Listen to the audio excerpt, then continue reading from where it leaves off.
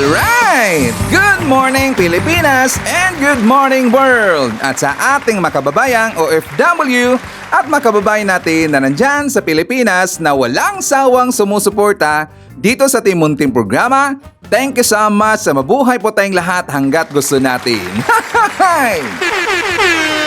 Well, anyways, tuloy-tuloy po tayo sa tagababalita dito ng mga tamang balita at sagutin ang mali information na ipapakalat ng mga fake news peddlers ng mga anti-Marcos, lalong-lalo na doon galing sa mga DBS ng mga Saltek makabayan. Yes, dapat silang sasagutin. Bakit? Kasi pagkahayaan natin sila na lagi pong naninira araw-araw kay BBM at sa Marcos sa may session sa katagal na makabayan, akala mga paninira, abot totoo yan sa mata ng ibang tao. So dapat silang sasagutin kasi ang bagong Pilipinas, bawal po ang mga sinungaling. At syempre, kasama niyo ba rin si Sir Ivan, ang pinakabulol na vlogger sa balat ng YouTube, pagbibigay sa inyo ng mga totoo at mga preskong balita na kinukuha natin sa ating kapitbahay na social media.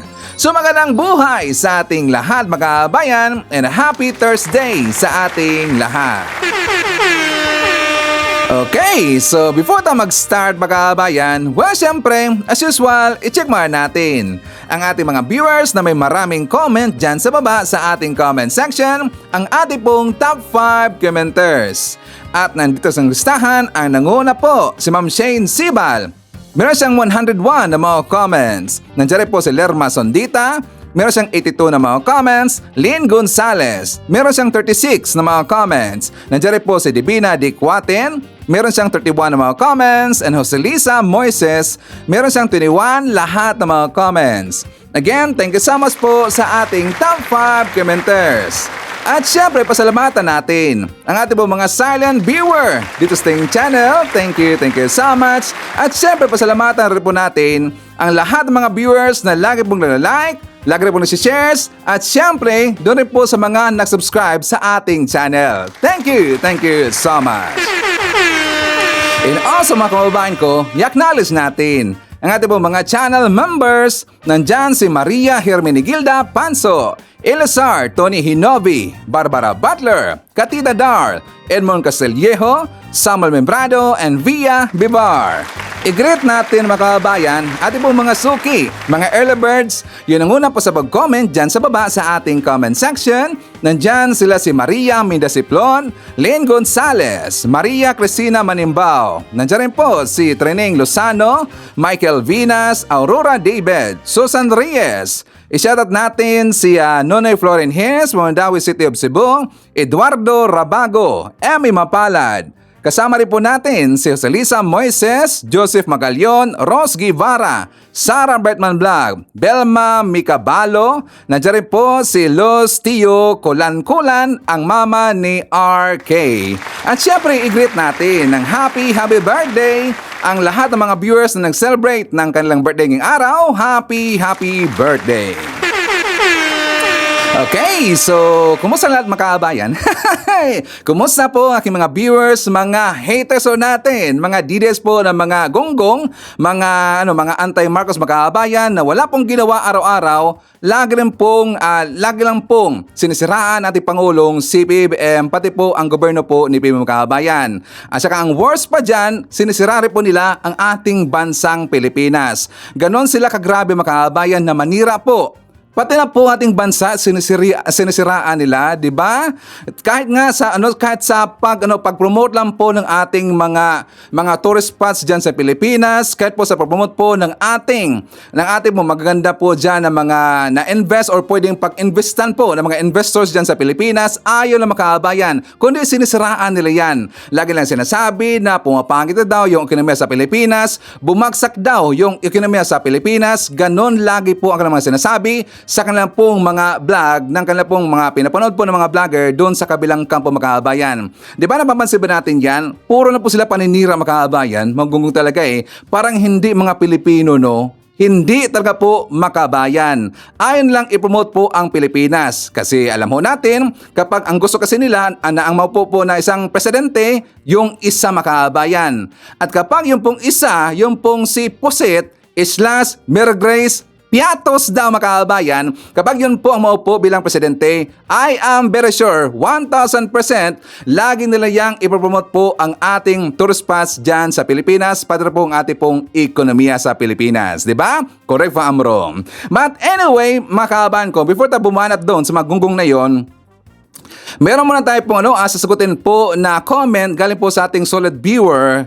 Kasi nga, well, I'm not sure kung siya ba ay bago makabayan or matagal na ba dito sa ating channel. Kasi nga, siguro, hindi niya napansin ang lagi kong sinasabi dito, mga informations, mga pauna natin pong sinasabi, tungkol po dito sa ating mga sinashoutout po natin na mga viewers makabayan. Baka siguro hindi niya po naintindihan or baka hindi niya po napanood ang time na yon na vlog natin makabayan tungkol po sa ating mga viewers na lagi pong nasa-shoutout po ni Sir Ivan. Okay? So, ayaw ko lang pong ipakita ang kanyang pangalan para po sa kanyang privacy makabayan. Okay? So sabi niya, Ivan, don't you realize that you have thousands and thousands of viewers and yet you keep shouting out the same people? You should just shout all your viewers in general, not just few same people. Just say, shout out to all my viewers and subscriber daw makabayan. Hindi yung few viewers mo na parehong names and paulit-ulit mong binabati. Unfair yun. Just saying lang po. Okay, so dito po kay ma'am, hindi naman po yun para sa akin unfair. Hindi yun unfair mga kabayan. Correct ba mga kabayan? The same ba tayo or the same page ba tayo? Kasi nga, para sa akin hindi po yun unfair. Kung bakit lagi pong nababanggit ang kanilang mga pangalan na narinig mo, yung mga views natin, kasi nga, nag-exert sila ng effort na makapag-comment kaagad every time po na mag-upload na po ng vlog si Sir Ivan everyday. Pagka-upload pa lang po ng ating vlog, nandyan kagad sila, gin-click kagad nila ang notifications kasi nga gusto nilang makita kagad po ating mga balita at the same time, makapag-comment dyan sa baba para po sila lagi pong na-shoutout. Diba? Hindi naman po unfair yan. Para sa akin, hindi po yan unfair makabayan kasi nga, nag-share sila ng effort. Very early sila nag-comment dyan sa baba. So, ito ay kanilang privilege na sila po ay ma-shoutout kagad natin makabayan kasi nga, syempre, hindi po basta-basta na ikaw po ay mag-antay or binabantayan mo yung vlog ni Sir Ivan. Very excited kang makita po ang vlog ni Sir Ivan. At the same time, makapag-comment kagad. So, privilege ho nila yan. Like for example, diyan po sa ating top 5 commenters, 'di ba? Sabi niya, i-include natin makabayan kasi nga siguro napapansin niya na balik-balik po yung pangalan ng mga top 5 commenters. Yung po mga pangalan na yan, sila po yung mga tao, mga viewers, mga account na may marami pong comment diyan sa baba. Kung yung mga pangalan na yan ay nagbalik-balik po, lagi nyo pong nababasa, lagi nyo pong narinig po na ma-shoutout natin, well of course, privilege nila yan. Kasi nga marami silang comment sa baba. So kung gusto nyo pong iba na naman po ng pangalan na makita nyo dyan sa ating top 5 commenters, well, damihan ninyo ang inyong comment. At saka, puhalan ninyo mas marami pang comment versus doon sa mga nag-comment dyan sa nasama ho natin sa ating top 5 makabayan. So okay ba? So from there, makita nyo bago na naman pong pangalan. Basta lamangan nyo lang po yung mga numbers ng kanilang na-comment dyan sa baba para masama ho kayo sa top 5 commenters. Okay? So hopefully, maintindihan na po natin. Okay? Ulit na po dito. Privilege nila yan kasi nga lagi silang naunguna po sa pag-comment yung mga early birds. Okay? So anyways, makabayan ko. May pumasok na balita kahapon na kung saan nagpagimbal po ng mga DDS, napagimbal po ng mga anti-Marcos, lalong-lalo na napahiya po ang mga Duterte makabayan. Ano Sir Ivan? Tungkol doon sa balita kay Mary Jane Biloso makabayan na kung saan nakaiwas po sa binggit ng kamatayan kasi nga natulungan po ng ating gobyerno. So di ba meron pong balita makabayan na makakauwi na po sa Pilipinas si Mary Jane Biloso dahil po yan sa exert effort na ginawa po ni PBBM doon po sa bansang Indonesia. O di ba good news yan? Hindi ho yan nagawa po ni Digong makabayan. Di ba ang gonggong talaga yung panahon po ni Digong, pinabayaan niya lang po itong si Mary Jane Biloso na execute makabayan or bibitayin, di ba? So dito po sa panahon po ni PBBM, laking pasasalamat talaga ni Mary Jane Biloso at saka ng pamilya po Biloso dito po kay PBBM kasi siya po ang nakagawa niya makabayan, di ba? madala niya sa Pilipinas, ipapadala na po ng Indonesia sa Pilipinas si Jane Veloso para dyan po siya magpapatuloy sa kanya pong sentensya mga kababayan, which is nakulong pa rin po. Pero yan po ay good news. Okay, so pag-usapan natin mga kababayan. Sa time po kasi na yung pong si Mary Jane Veloso, recap lang po tayo, 'di ba siya po ay nakulong last 2010 kasi siya po ay nakuhanan po ng heroin mga kababayan. 'Di ba ang dami noon? Mga if not mistaken, that is 2.9 kilos yata yun lahat na heroin mga kababayan. Ang dami talaga kasi siya po ay na-set up ng kanyang pangalawang employer mga kababayan. Yes, actually, dalawa po ang kanyang employer. So, yung una makabayan, umalis kaya, 'di ba? Umalis 'yon, saka nawala siya. So, yung pangalawang employer kasi nga siya po ay nalagay doon sa kanyang pangalawang makabayan. Nung time na po na siya po ay lilipad papunta ng Indonesia kasi nga siya po ay siyempre nakipagsapalaran ng makabayan kasi nga siyempre wala siyang makita na trabaho na mas malaki pa po yung sweldo. So, siya po ay nakipagsapalaran, gusto maging OFW. So, nang siya po ay pumunta sa Indonesia, hindi niya alam na meron palang ipinadala sa kanya ang kanyang employer na bag makabayan na puno yun ng heroin or meron pong nakalaki po na heroin makabayan. So nung lumapag na po ito pong si Mary Jane Veloso doon po sa Indonesia, siya po ay nadakip ng Indonesian Authority makabayan. At saka syempre siya po ay pinatawan po ng kulong at saka pinatawan rin po ng bita makabayan kasi nga alam ho natin ang batas po sa Indonesia, kapag ikaw po ay mahulihan po ng drugas makabayan, automatic, po ikaw po ay bibitayin. Which is, yan po ay gusto talaga ni Sir Ivan na mangyari po dyan sa Pilipinas makabayan. Yes, para sa akin, gusto ko po ng ganyan na po na batas makabayan para po titino yung magunggong, yung mga DL makabayan, yung mga drug lords, yung mga nagtutulak, or yung gumagamit po ng drugas, so dapat mabita rin po. Agree ako dyan. Gusto ko na yan po i-implement po sa Pilipinas na kapag ikaw po ay mahulihan po ng drugas makabayan, ikaw po ay bibitayin. Agree ba kayo kasi Ivan? Okay, so patuloy tayo po dito kay Mary Jane Veloso. So ngayon makabayan, medyo gumagaan kasi ang issue dito kay Mary Jane Veloso or kanyang kaso makabayan kasi nga according po sa investigation, nalaman kasi na ito pong si Mary Jane Veloso na hindi niya alam na may nakalaki pala na heroin ang kanyang bag makabayan. 'Di ba? Yan po ay according po sa investigation po ng Indonesian Authority. So kaya nga nung time po na siya po ay nakulong makabayan, yan po ay panahon po ni Pinoy. So si Pinoy, malaking ambag talaga dyan kay Mary Jane Veloso. Bakit sa Ivan? So dapat po, siyempre, i-credit po natin itong si Pinoy. Kasi nga, meron siyang ginawa makabayan kung bakit na-delay po ang kanyang execution. Kasi nga, si Pinoy, meron siyang ginawa po na propose doon sa Indonesian government or Indonesian authorities kasi ang gusto niya, ang kanyang proposal doon sa Indonesian government, gusto niyang gawin or gustong gawin po na state witness ito pong si Mary Jane Veloso doon po sa mga drug syndicate na against yung gusto po niyang gawing state witness doon po sa mga drug syndicate na kung saan nagbiktima po dito kay Jane Veloso makabayan. So yun po ang proposal ni Pinoy. So yun po ay pinakinggan po. Yan po ay pinakinggan po ng Indonesian Authority kaya nakaroon po ng makabayan ng agreement para po i-delay ang kanyang execution. Okay? So dapat i-give natin po ang credit doon kay Pinoy. Noong dumating po ang time ni Digong makabayan ko, abay gonggong talaga tarantado makabayan. Pinabayaan niya lang po itong si Mary Jane Veloso, binigyan niya ng go signal yung Indonesia at saka gusto niya kung si Mary Jane Veloso ay execute makabayan, okay lang daw sa kanya, walang problema sa kanya makabayan. Di ba yan po ay nasa balita? Baka kasi sasabihin po ng mga didis makabayan, yan po ay fake news, yan po ay nasa balita. Binigyan po ng go signal ang Indonesia kapag ito pong si Mary Jane Veloso i-execute makabayan, okay lang sa kanya. Di ba kung talaga hindi niya po ipinaglaban makabayan?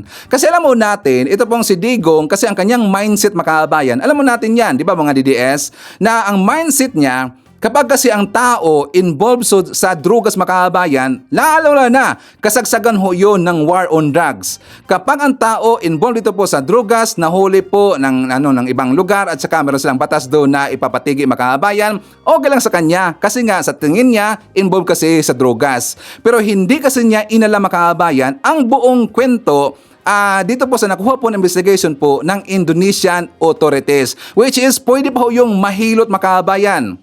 Pero ang gusto po ni Digong, okay lang. Ipapisikit itong si Merjane Veloso. Yun ang gusto niya mga kababayan. Ipapisikit niya itong si Merjane Veloso. Buti na lang ang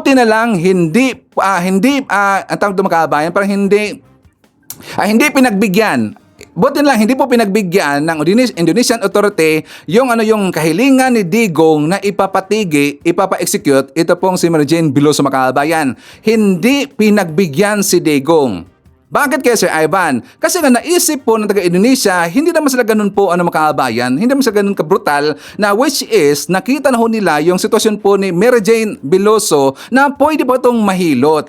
Depende ho yan kapag ikaw po ay eager makipag-deal sa Indonesia mga kababayan at saka maganda po ang inyong relasyon, maganda rin po ang inyong pag-uusap. Yun ang po ang gusto ng Indonesia mga kababayan, which is hindi yan ginawa po ni Digong. Hayaan na po niya, ipapatigi po itong si Merjane Veloso. Okay, so dito po sa balita mga kababayan, para maniwala po ang mga DDS na yan po ay sinabi po ni former president po ng Indonesia, yung pong si Widodo mga kababayan. Kasi nga dito po sa kanyang interview, actually ang kanyang interview, siyempre sarili lang lingwahe mga kababayan, pero meron pong nakasulat po na caption sa baba. So sabi dito, during his visit to Indonesia, I've explained to the Philippine President Rodrigo Duterte about the Merjane situation. Sabi pa ni Widodo mga kababayan, I told him, sinabihan niya daw itong si Digong mga kababayan, I told him that Merjane was found guilty of carrying 2.6 kg of heroin. 2.6 pala yun. Sabi ko 2.9 eh. 2.6 pala yung mga kababayan. So correction. Sabi ko 'di ba 2.9 yun. 2.6 kg of heroin pala.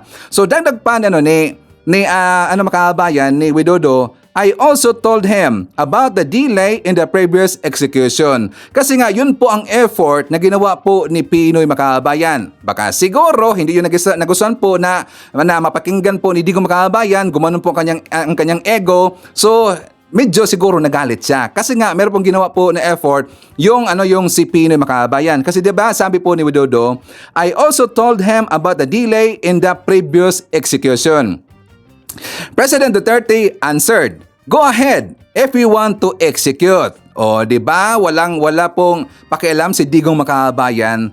The Attorney General will follow up the process of execution. But the answer from Duterte is the same. So, yun nga makabayan. Hindi po pinagbigyan ito si Digong ang kanyang kahilingan na bitayin na itong si Merjane Veloso. And until dumating po ang time ni PBBM. But before that, mga kabahan ko, ipakita ko muna sa inyo yung video interview po ni Widodo. Iba kasi sabihin ng mga DDS na fake news si Sir Ivan. For more details, let's watch this. Juga sudah saya sampaikan mengenai Merjane dan saya bercerita bahwa Merjane itu membawa 2,6 kilo heroin dan saya cerita mengenai penundaan eksekusi yang kemarin. Presiden Duterte saat itu menyampaikan silahkan kalau memang mau dieksekusi, proses hukumnya coba nanti Jaksa Agung yang nanti akan mengikuti proses. Tapi jawaban Presiden Duterte saat itu seperti itu. Oh, 'di ba? Ganyan po katarantado ito si Digong Makabayan. Akala ko ba mahal niya yung mga OFW Makabayan? 'Di ba, pakitang tao lang, parang pakita or actor talaga. Kasi 'di ba, sabi ho yan ni Sara Duterte Makabayan, best actor itong si Digong.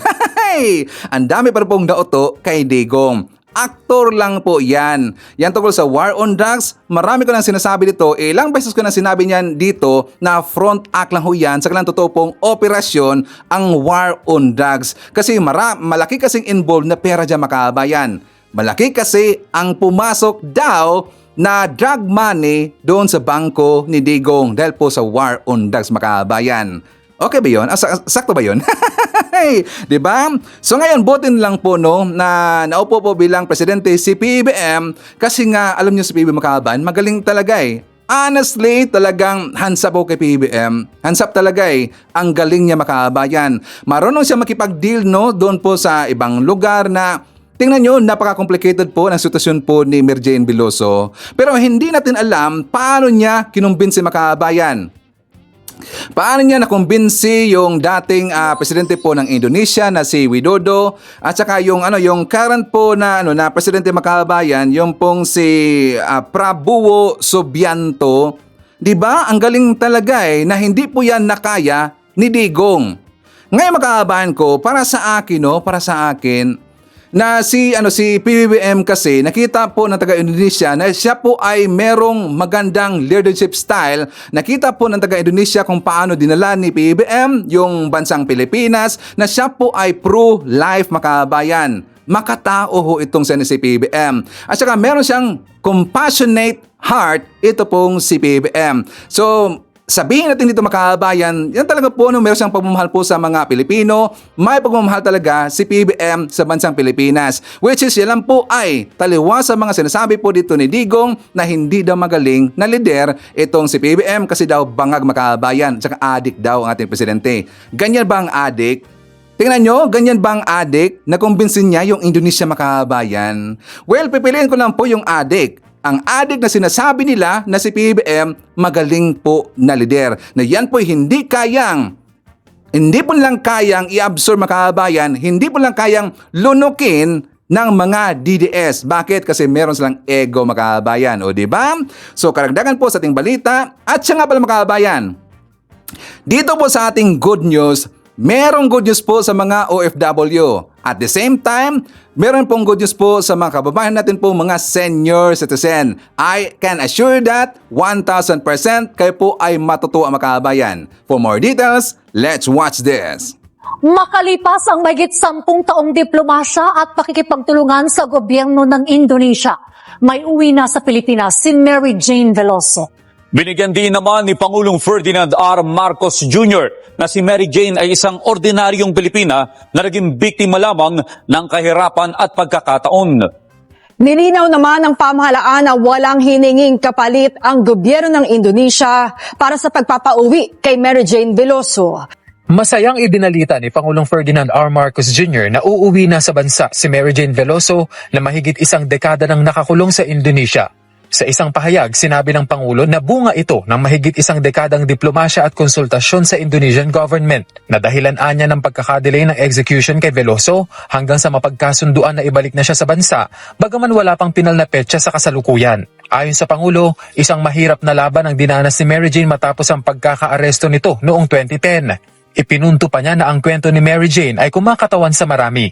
Isang ina na biktima ng kahirapan na gumawa ng isang desperadong pagpili na nagpabago ng kurso ng kanyang buhay. Bagaman napatunayan nagkasala, iginiit ng punong ehekutibo na biktima rin ng pagkakataon si Veloso. Kaya nagpasalamat ang Pangulo kay Indonesian President Prabowo Subianto sa pagpapakita nito ng kabutihang loob na nagbigay daan para makabalik na sa bansa si Veloso. Matatanda ang makailang ulit ng iginiit ng Pangulo ang kaso ni Mary Jane sa mga pulong kasama ang matataas na Indonesian official. Katunayan, isa ito sa mga bitbit na paksa ng Pangulo nang dumalo siya sa 42nd ASEAN Summit sa Indonesia noong nakaraang taon. I always at least bring it up na baka sakali magbago. Sa ngayon, ganun ang mga position natin. Is that yes, we agree, we understand that he is convicted. We understand that the law in Indonesia is that way. But nonetheless, baka makahanap tayo ng paraan. Iuwi na lang namin yan. Kami na magpaparusa sa kanya, whatever. But anyway, to ask for clemency, to ask for grace. Nilinaw naman ni DFA Undersecretary Eduardo De Vega na walang hininging kapalit ang Indonesian government sa kaso ni Veloso. Sa usapin naman ng paggawad ng clemency kay Veloso, may posibilidad na si Pangulong Marcos Jr. ang magbigay nito. Depende raw sa mapag-uusapan ng dalawang bansa. Pero sakaling hindi daw ito mangyari, patuloy na itutulak ng bansa na makonsidera ito ng Indonesian government para tuluyan ng makalaya si Veloso. Labis naman ang pasasalamat ng pamilya ni Mary Jane Veloso kay Pangulong Ferdinand R. Marcos Jr. dahil sa wakas ay may uuwing buhay sa Pilipinas ang Pinay. Lubos-lubos ang pasasalamat ng pamilya ng convicted OFW na si Mary Jane Veloso kay Pangulong Ferdinand R. Marcos Jr. matapos i-anunsyo na makakauwi ng Pinay sa Pilipinas. Sa exclusive interview sa ama ni Mary Jane na si Tatay Cesar, nag-uumapaw ang kagalakan ng pamilya Veloso dahil sa mahigit isang dekada na pakikipaglaban sa death row sa Indonesia, makakapiling na rin nila sa wakas ang kanilang anak. Nagpapasalamat po ako talagang maraming salamat po sa ating mahal na Pangulo at natugunan na rin po ang aming kahilingan na pauwiin na po si Mary Jane dito sa Pilipinas. At lalong-lalo na po ang mga taong sumusubaybay sa amin, tumutulong. Malaking nagpapasalamat po ako sa kanila na hanggang hindi nakauwi si Mary Jane, hanggang ngayon tumutulong pa rin sila. Ibinahagi naman ng ina ni Mary Jane na bukod sa kanila, pinakamasaya sa magandang balita ang mga anak nito dahil sa wakas, mayroon ng isang ina na mag-aalaga sa kanila na matagal lang nangungulila sa kalinga at pagmamahal ng isang ina. Pangulo natin sa mga taong tumutulong sa kanya, nagkaroon na po ng linaw, masaya na po kami dahil makakauwi rin pala yung anak ko. Umaasa ang pamilya ni Mary Jane na makakauwi na ang Pinay ngayong Pasko. Umani naman ng papuri mula sa mga mamabatas ang hakbang para makauwi ang Pinay worker na si Mary Jane Veloso na nakakulong sa Indonesia. Anila, bunga ito ng puspusang pakikipag-ugnayan ni Pangulong Ferdinand R. Marcos Jr. sa gobyerno ng Indonesia.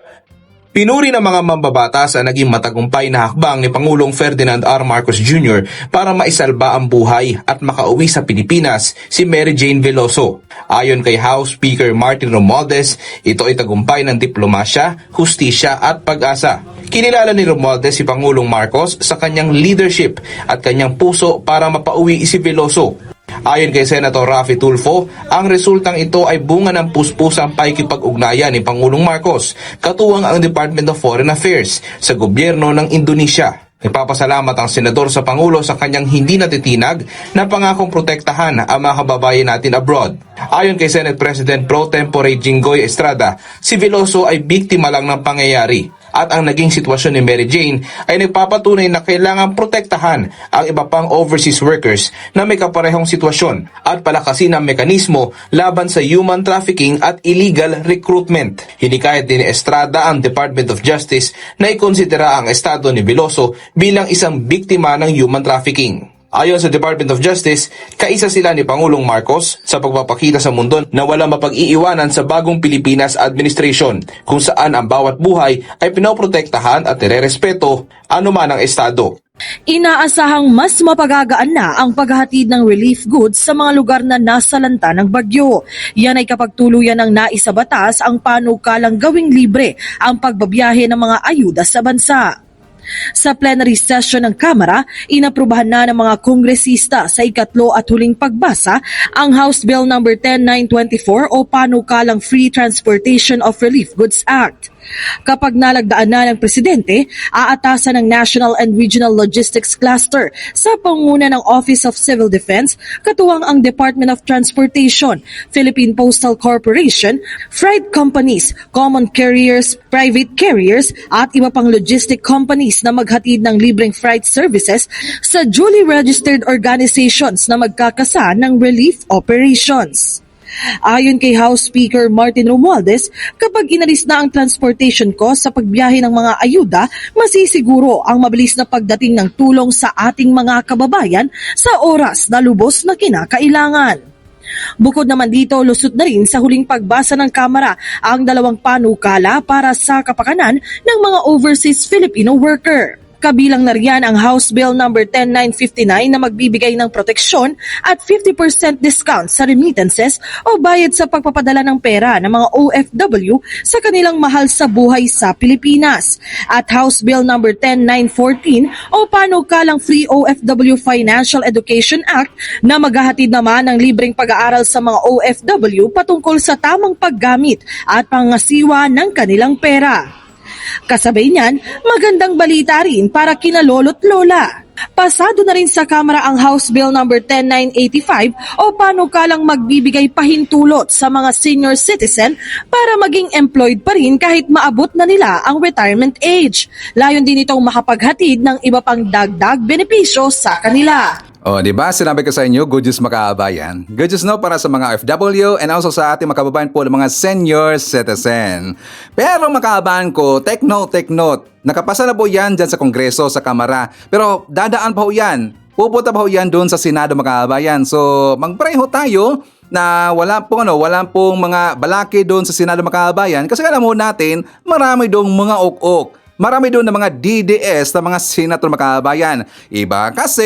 Baka kasi ang kalang ego makaabayan na yan po'y malaking tulong po sa mga OFW dahil po yan sa Kongreso, baka kanilang pong pipigilan makaabayan. So tayo po'y manawagan sa mga senador po ng mga DDS, ng mga gonggong na dapat ipasa nila ang mga batas na yan kasi malaking tulong ho yan sa ating makababayan. Okay? So anyways, kung nagustuhan nyo pong ating good news makaabayan, please give a like naman po sa ating vlog. And also please do share, i-share ho natin ating vlog. Kung hindi mo ito kalabisan sa makaabayan, malaking tulong ho yan. Okay? So anyways, karagdagan rin po na information makaabayan tungkol doon kay Mary Jane Veloso na kung saan, di ba sinabi doon sa balita na wala pong hininging kapalit ang Indonesian government makaabayan.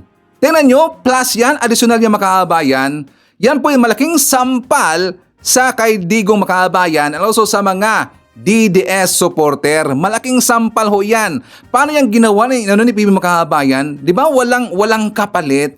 Kasi nga, alam mo natin, lahat ng mga issue na ganyan makaabayan, kahit hindi po sa Pilipinas or even doon sa ibang lugar, kung meron mang pagkakasala po yung ibang lugar, dito po sa lugar na to, at saka hingi po ng pabor ang lugar na to makaabayan, meron talaga po yung agreement or kapalit makaabayan. Diba? Correct if I'm wrong. Ganun ho yan. Pero dito po kaysa sa case po ni Mary Jane Veloso, dahil po yan sa effort na ginawa po ni PBBM, walang hininging pabor or kapalit ang Indonesian Authority makaabayan, which is, yan po'y thumbs up talaga kay galing po kay Sir Ivan at yan po'y handsalot galing kay Sir Ivan. Iba po si PBBM makaabayan. Okay? So, para po malaman natin ang karagdagan po na balita makaabayan, kasi nga, baka magtatanong sila na saan na yung employer na nagbiktima dito po kay Mary Jane Veloso makaabayan. For more details, let's watch this. Yung illegal recruiter niya nakakulong pa po hanggang ngayon? Nakakulong hindi dahil dyan, pero dahil sa estafa, may ibang kaso. Ay, very good. May ibang kaso na nakatulan na siya, na convict na, no? Pero, baka nagpiyansa, pero ang punto, pag ma-convict na, mas malaki ang posibilidad na through formal request, baka bigyan na ng authorization ng Indonesia yung Philippines at tayo ng bahala sa kanya, including ang importante, ligtas na siya death penalty. May pangalawa pa akong sabihin, mga kabayan, walang nire-request ang Indonesia nakapalit. Yung kapalit, wala silang request ng kapalit. May nagtatanong, marami nagtatanong. However, alam naman natin ang kultura natin sa Asia. May malaking utang na loob tayo sa Indonesia kung mangyari ito. Siguro kung sa kinabukasan, meron silang Indonesian citizen na gusto ibalik natin. I'm sure papakinggan natin dahil ginawa nila ito para sa atin. So, mabuhay po Indonesia. Tulad nagpapasalamat sa President. At finally, nagbubunga na yung ating trabaho. 15 years na natin tinrabaho to. At makakauwi na rin si Mary Jane Veloso. Ang target natin by Christmas time. Alright.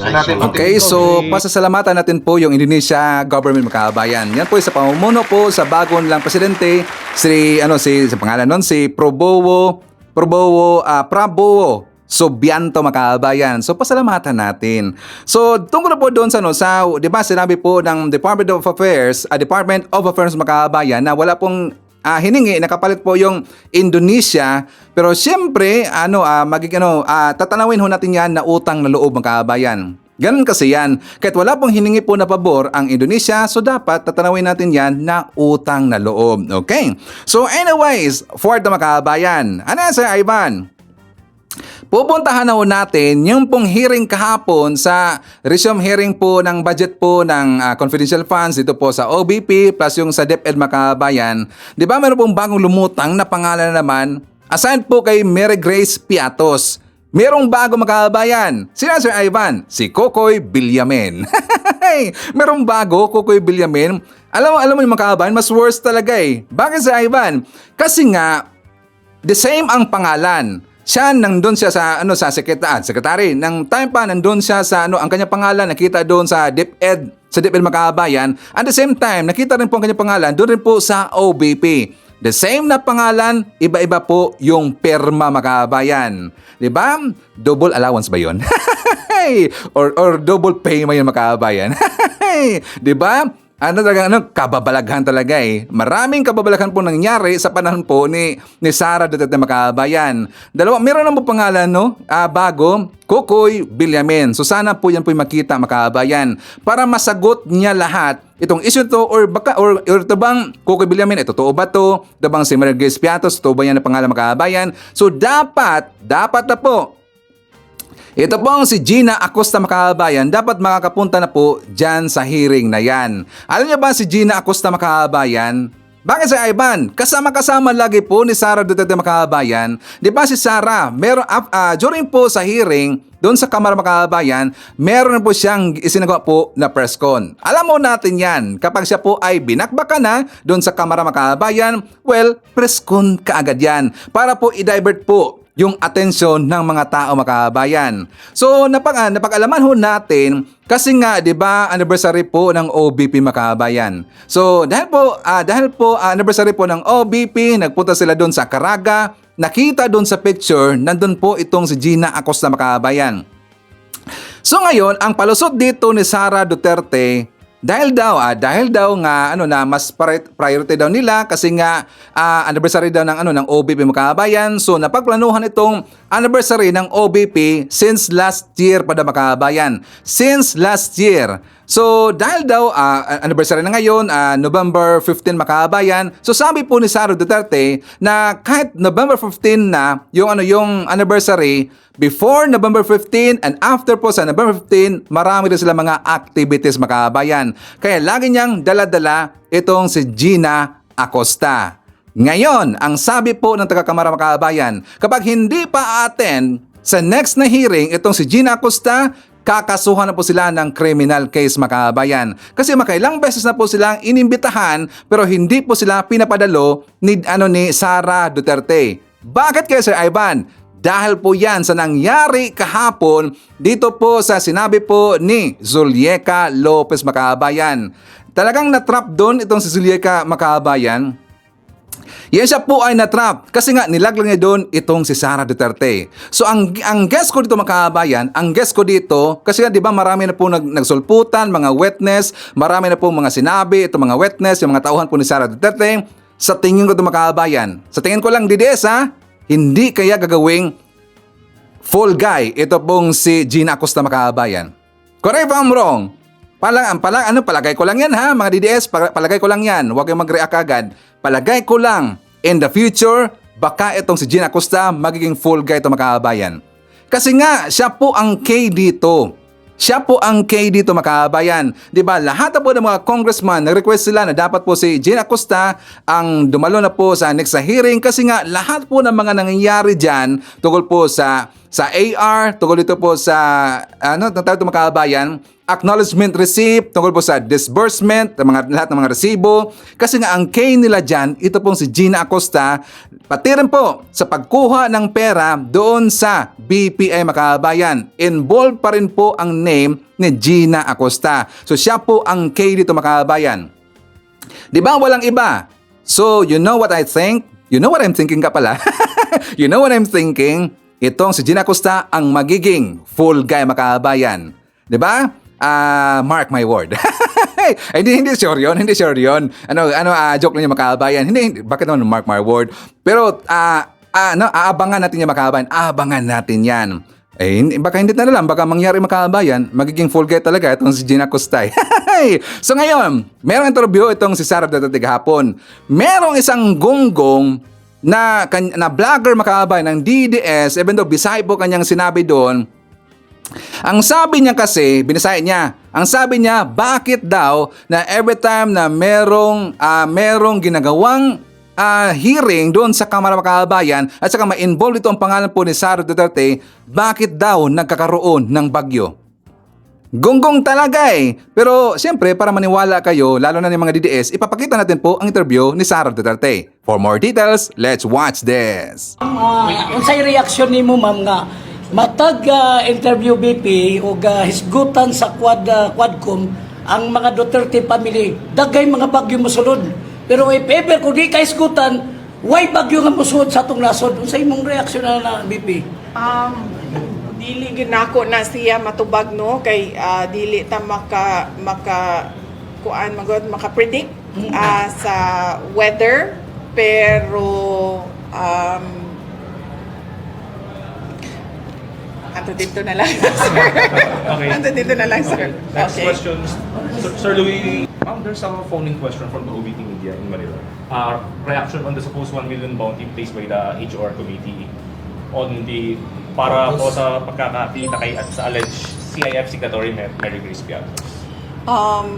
I have no comment on that, no, because I've not seen the acknowledgement receipt na kanila nga sinasabi, because basically lahat ng mga documents hindi siya dumadaan sa akin, dumidiretso siya sa SDO and sinasubmit siya sa ICFAO, yung office ng COA na gumagawa ng audit ng confidential funds.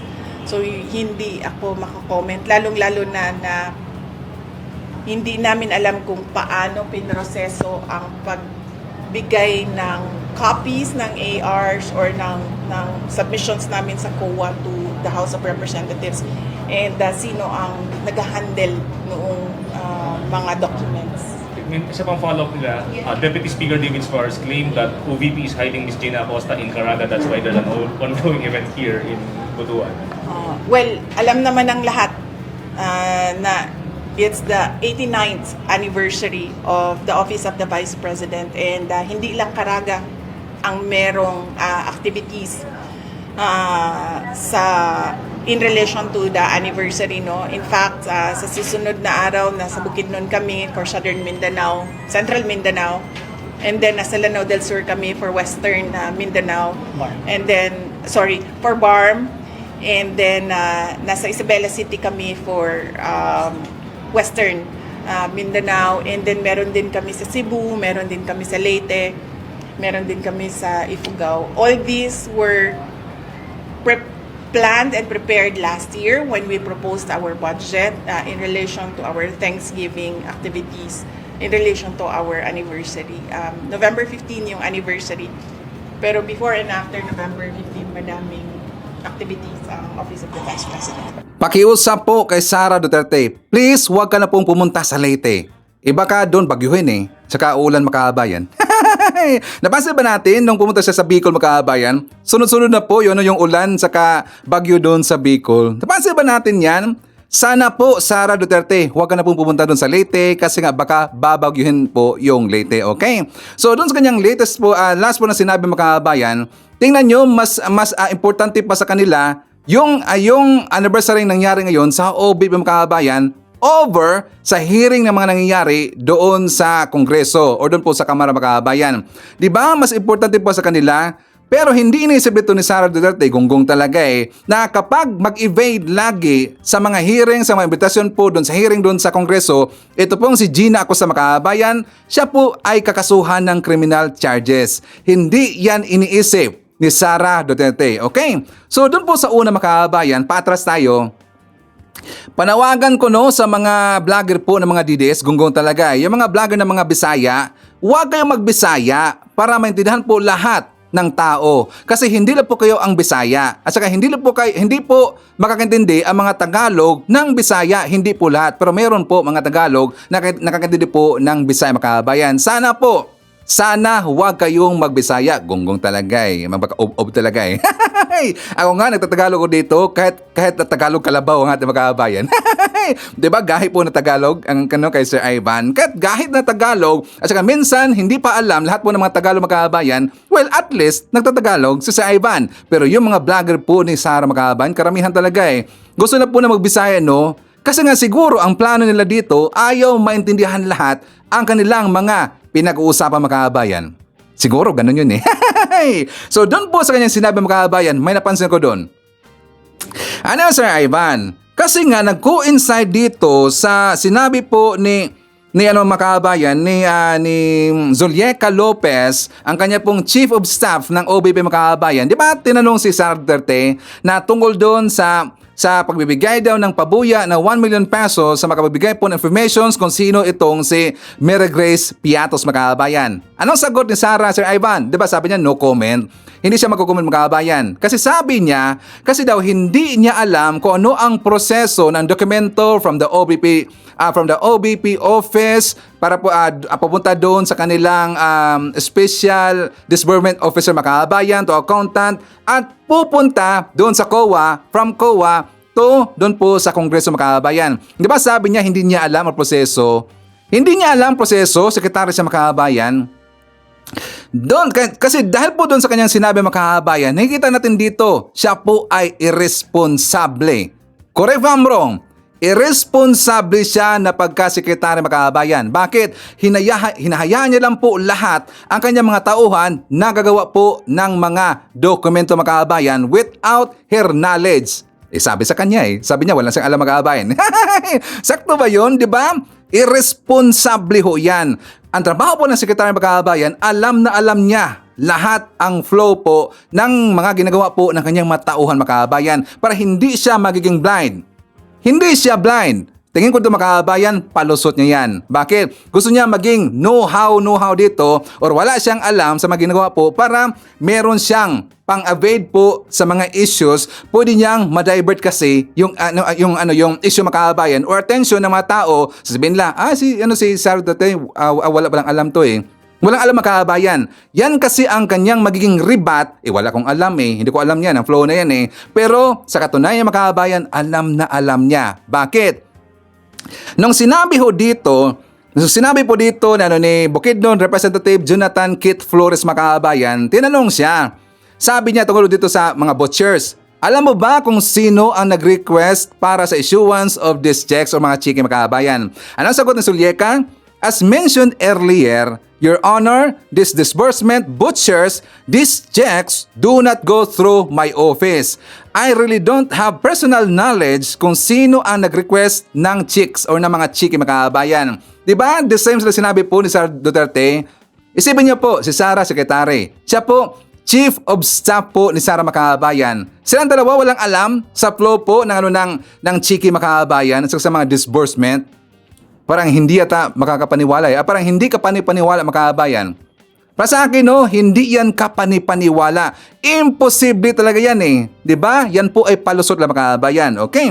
So may babagita ko sa inyo na isa pong video mga kababayan, ito magaling po si Suarez, si JJ Suarez mga kababayan. Kasi nga na-corner ni dito itong si Zulieca na paamin niya na may alam talaga itong si Sara Duterte. For more details, let's watch this. Also, Attorney Lopez, I'll bring you back to another document. August 21, 2024, muli na naman po kayong sumulat kay Chairman ng COA. At dito, sa laman po ng sulat ninyo, ipinapakiusap ninyo na kung maaari, wag i-share ang audit observation ng COA sa Kongreso. Noong August 13, 2024, nag-issue ang House Committee ng Appropriations ng subpoena, Duces Tecum, sa COA kaugnay ng COA Audit Report tungkol sa pondo ng OVP at DepEd. Matapos ang ilang budget hearing kung saan tinalakay ang paggastos ng OVP at ng DepEd Secretary ng pondong ito na umaabot ng 125 million pesos sa loob lamang ng labing isang araw. Totoo po ba ito?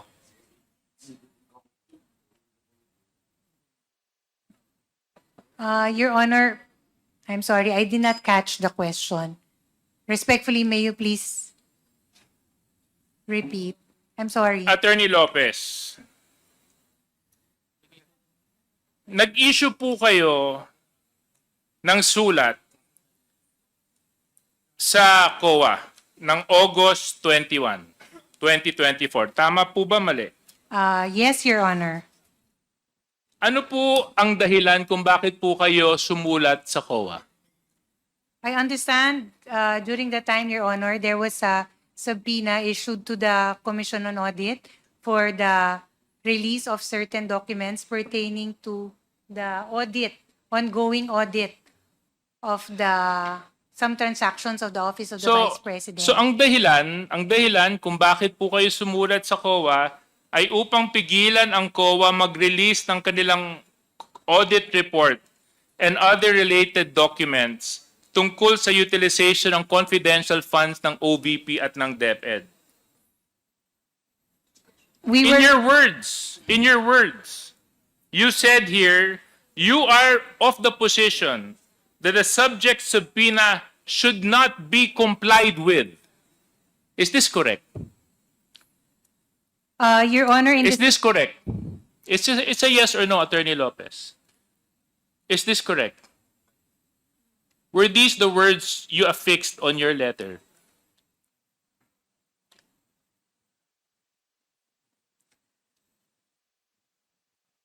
Your Honor, It's a yes or no, Attorney Lopez. Oo lang po at hindi.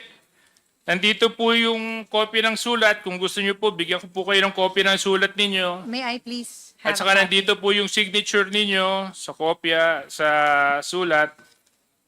Your Honor, respectfully, may I request a copy of the said letter? So I can... Comsec, can you please give this to the person who has lost her memory?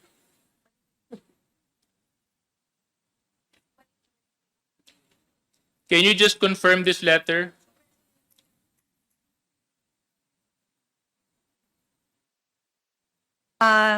Yes, Your Honor. Okay. Indicated in Anyway, the second Comsec, can I have paragraph. my copy back? Since she has confirmed the letter. Okay. Thank you.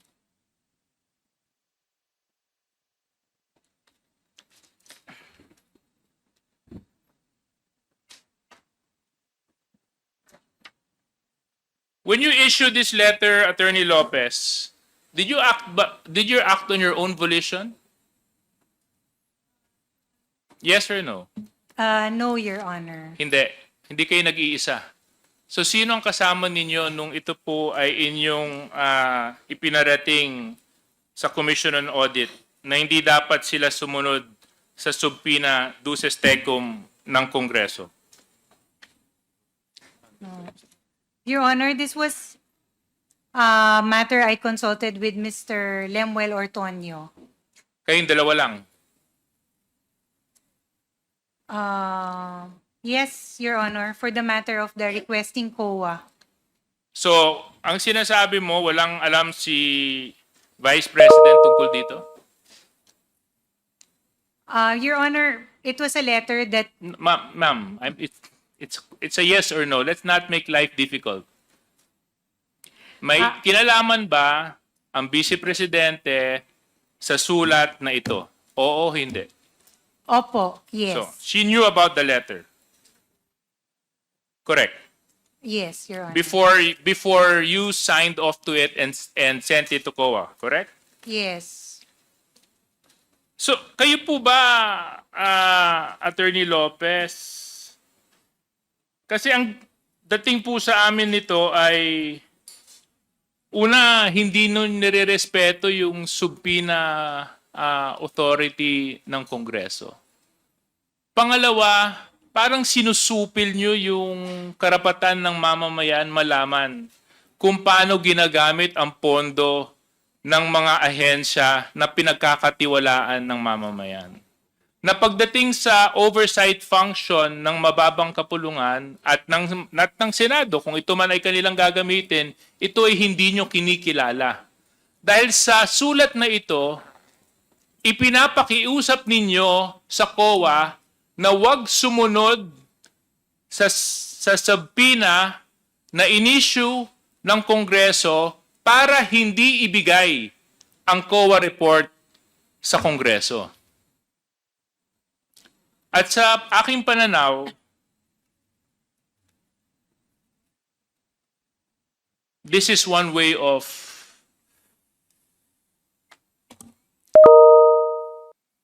how do you explain it, Congressman Zia? You're good in explaining. Of covering the truth. Tinatakpan ng katotohanan. Kasi kung wala naman kayong tinatago, di ba? Kung wala naman kayong tinatago, ba't nyo pa papakiusapan yung isang ahensya na hindi i-share ang mga dokumento patungkol sa isang investigasyon na isinasagawa ng isa pang ahensya? O, di ba? Booking si Sara Makabayan. Kasi kung maalala natin, that is second time Makabayan. Sa nakakaalala, meron pong isa na ginawa po na request at pong OBP Makabayan na pinadalhan nila ng request or letter yung pong taga-COA Makabayan para daw hindi bibigyan ng audit report ang Kongreso or ang Quadcom Makabayan. Quadcom ba yan? Yung Kamara Makabayan. Diba? Yung first time. Ngayon, ang second time po na letter, nakuha pa rin po ng grupo po diyan sa nag-imbestiga po ng OBP na Budget Makabayan. Nakuha nila for the second time. Ngayon, hindi na po nakalusot. Ito pong si Sulyeca, umami na. Kasi nga, wala sila pong lusot Makabayan.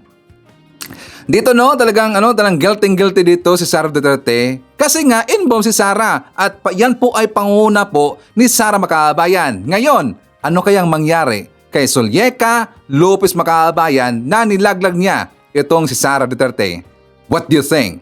Or baka in the future, tanggal po sa pwesto ito pong si Sulyeca Makabayan.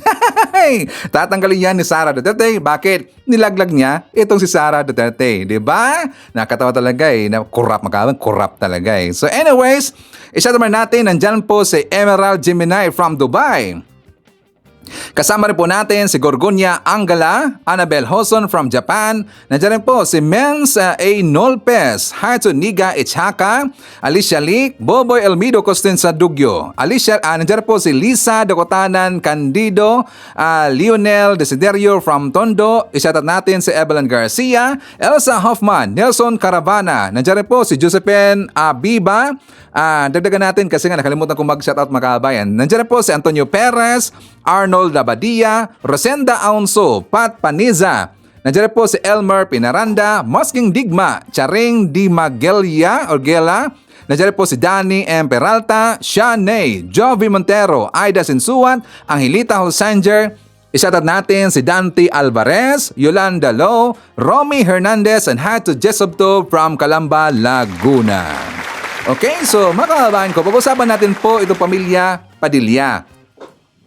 Kasi nga si Senator Robin Hood Padilla Makabayan, pati po ang kanyang asawa na si Mariel at saka pati po ang kanyang mga anak na dami Makabayan. Kasi during po sa concert the other day, doon po sa Araneta Makabayan, di ba nag-concert po yung Benny? Ang kanilang concert, 3 days straight yung Makabayan na concert. Sa second day, ang Bini, meron silang in-acknowledge po ng mga personalidad. Ang mga personalidad na yon, siyempre mga sikat Makabayan, included, ito pong si Robin Hood Padilla, Senator Robin Hood Padilla, in-acknowledge nila, pati po itong si Mariel Padilla, at saka ang kanilang mga anak Makabayan, noong time po in-acknowledge ng Bini, abay na buo Makabayan, binu Makabayan, napahiya doon ang pamilya Padilla. At para po sa ating balita, let's watch this.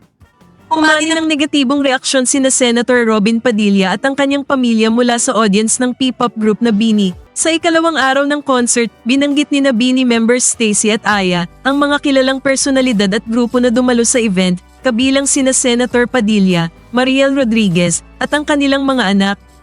Gayunpaman, narinig ang mga boo mula sa audience nang banggitin ng pamilya Padilla. Then, nanood din sina Sir Robin Padilla and Miss Mariel and Rodriguez and their 2 kids. Hello po. Whom we've met after the show. They're so cute. Then, nanood din sina Sir Robin Padilla and Miss Mariel and Rodriguez and their 2 kids. Hello po. Whom we've met after after the show. They're so cute. Nagpapaipal pa kasi. Hindi kasi alam ni Robin Hood Padilla mga kababayan na marami pong galit sa kanya.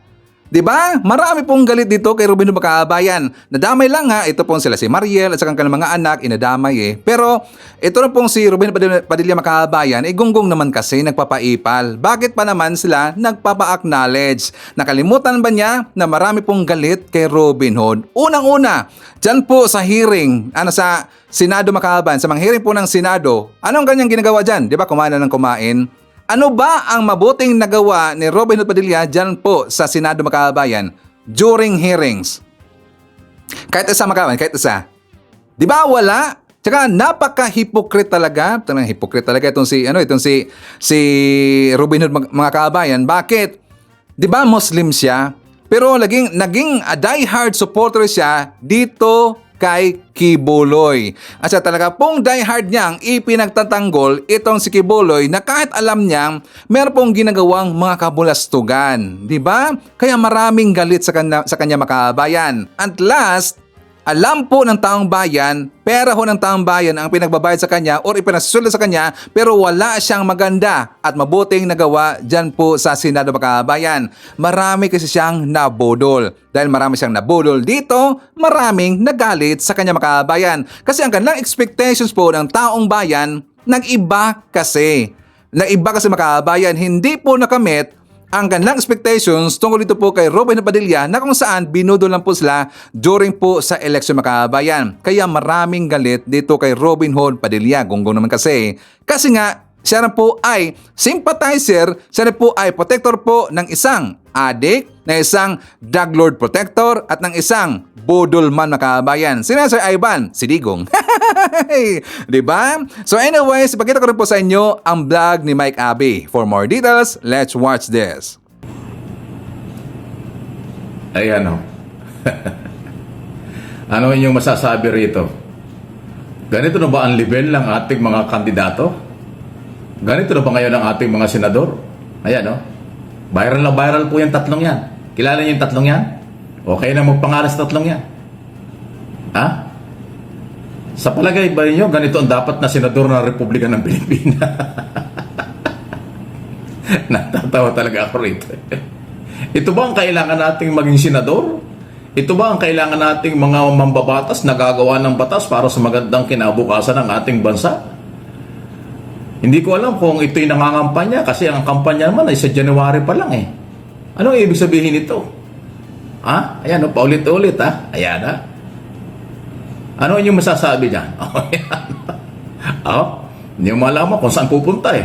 Parang ha? Tatawa na lang tayo, ano? Hindi ko alam kung ini-entertain tayo ng tatlong ito. Ito ba'y operation pakilala? O talagang ganito ng kababa ang level ng ating Senado ng Republika ng Pilipinas? Mga incumbent senador po yan, tatlong yan. Baka maligaw kayo kung sino yan. Ha? Kayo na, hindi ko na papangalanan. Eh, kilala naman nyo yan eh. Tinatanong ko lang kayo, ito na ba ang kumakatawan sa ating mga institusyon? Ganito ba ang kailangan natin sa susunod na eleksyon at susunod na mga panahon na hahawak ng mga sensitibong posisyon sa pamahalaan ang mga senador ng Republika ng Pilipinas? Oh, yan. Ate, na umakita ko ito, sabi ko, ano ito? Ha? Ano, ito mga ito nagpapabida? Ha? Gumawa ng ganito para sila pag-usapan na yan, pinag-uusapan na kayo. Pero pasintabi na, pinag-uusapan kayo, pero kung lilingunin o ating titingnan, sino ba sila? Ano ba ang kanilang kinakatawan? Ano ba ang kanilang trabaho? Sila po ay mga senador ng Republika ng Pilipinas. Sila po ay dapat mataas ang pagkatao, kagalang-galang, karespeto, magiging magandang huwaran o gabay para sa kabataan Pilipino. Ha? Ayan. Ulitin ko rin. Di ba? Huwag kayong magagalit ha, yung followers ng tatlong ito. O yan o. Pwede ba silang pwede ba silang sumali sa Itbulaga? O Showtime? Ano bang mga non-show, non-time show sa television na ipinapanood ng tao? Ha? Senador po ito. Lahat yan senador ngayon. Itong dalawa, senador hanggang June 30. Re-electionist. Ito namang isa, yung nasa gitna, ay hanggang 2028, ang inyong ginawang number 1 senador na pinagsisisihan nyo ngayon. Ayan sila, oh. Hindi ko alam kung mga lasing itong mga ito o ano bang tinira ng mga ito. Anong tinira nyo, kuya? Oh, ano yan, mga kilalang Duterte followers, Duterte supporters. Tagapagtanggol ni Duterte nga ang dating na mga ito eh. O ano bang, tatanong ko lang mga kuya, anong tinira nyo? Anong tinira nyo? Ganyan bang epekto ng mga Duterte? Ba'y makakahawa-hawa kayo? Tatawa ka na lang. Isipin mo. Ngayon lang tayo alam mo, sa tagal ko ng political, nakaisa tayo sa isang pampolitika sa Pilipinas. Political, sabihin ko rin, political analyst, political media practitioner, media analyst, kung ano hong pinagdaanan na natin eh. Sa halos 3 dekada na natin sa broadcast industry sa Pilipinas. Ngayon lang ako nakakita ng ganyan mga senador. Di ba? Nakita ba nyo na dati si Enrile, sa Salonga, Manlapos, yung dating Recto, Miriam Santiago, at yung magagaling na mga senador ng araw. Sina Joker Arroyo, Sagisag, Tanyada, Jokno. Yan po yung mga veterano mga senador. Nakita nyo, gumawa ba ng ganyan? Hindi. Wala. Ngayon lang, 19 Congress. Kaya ano yung masasabi doon? Tayo ba'y ini-entertain nila? Tayo ba'y pinatatawan niya? Tayo ba ay ano bang gusto nilang palabasin? Baka naman kaya tayo sunod-sunod nakakaranas ngayon ng typhoon. Weekly, mayroong super typhoon. Baka naman tayo kaya binabagyo dahil itong 3 ito.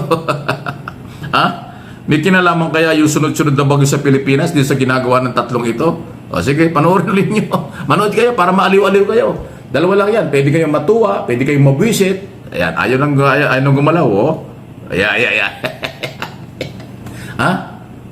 Ito ba ang dahilan kung bakit nagkaroon ng super typhoon? Na ang taga Luzon na binubugbog. Itong dalawa, taga Davao. Yung isa, taga Bicol. Di ba, Bicolano yung isa dyan? Ayan, oh. Ito ba ang dahilan kung bakit tayo ay every week na lang ay mayroong super typhoon sa Pilipinas? Ano ito? Anong masasabi niyo dyan? Tinatanong ko lang, katuwaan lang ito. Anong implication nito? Anong sa tingin ninyo? Ito ba ang solusyon sa naghihirap ng mga Pilipino? Ito ba ang solusyon sa mga biktima ng typhoon? Ito ba ang solusyon sa mga extrajudicial killing? Ito ba ang solusyon sa human rights violation? Ito ba ang solusyon sa mga mga bank account na hindi malaman kung saan galing ang pera? Ito ba ang solusyon ng mga until now ay lumuluhang pamilyang Pilipino dahil naghahanap ng katarungan? Pag ito nakita ng mga taga-ICC, baka sabihin ng mga taga-ICC, hulihin na natin ng isa dyan. Yung isang yan kasama sa ICC yan. Hindi ata alam nitong senador na ito, yung ICC nanonood. Yung ICC at Interpol, nandito na sa Pilipinas, nanonood sa inyo. Baka sabihin ng Interpol at ng ICC, hulihin ko na itong isang ito. Ganito pala itong sumayaw. Pwede pala itong mag-entertain ito sa Europe, sa ICC. Okay kayo,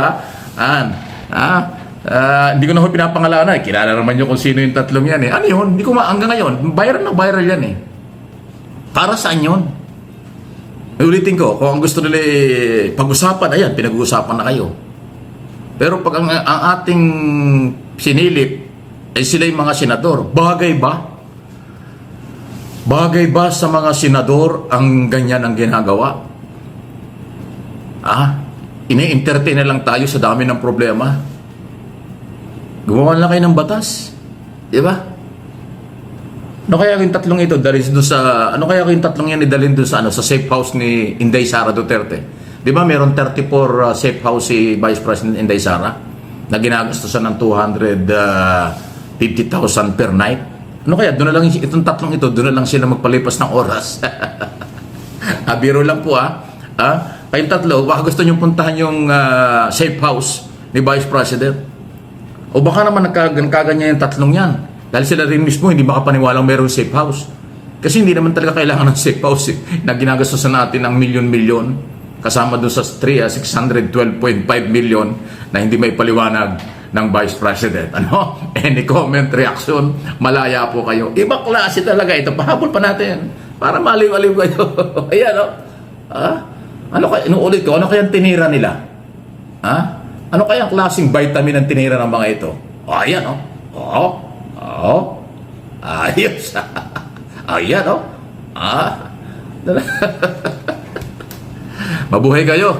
Magaling kayo mag-entertain, good luck sa mga Pilipino kung ano pang ibuboto yung mga Anyways, kasama rin po natin si Vivian Torne, nandiyan rin po si Evelyn Garcia, Lorna Martinez, John Wake, Hatsu Sports Shinobi from South Korea, i-shoutout natin si Noe, Felix Apari, Leonida Wibrech, nandiyan rin po si Ashen, Consolacion,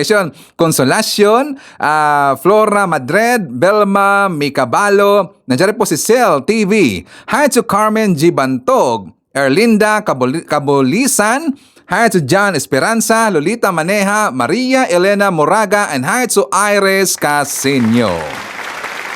Okay, so mga kababayan ko, yan po na manakalap na mga balita ngayong araw. Kung nakaabot ka po sa portion na to, sana nakapag-like na ho tayo. Libre po ang mag-share, libre din ang mag-subscribe. Again, maraming salamat sa mga viewers na hindi nag-skip ng ating mga commercials. Thank you so much. At before natin tatapusin ang ating programa ngayong araw, sana sabayan nyo si Sir Ivan para sa ating live messaging prayer. Amang Diyos, samahan mo po ang mga dumaranas ng depresyon at pagkabalisa.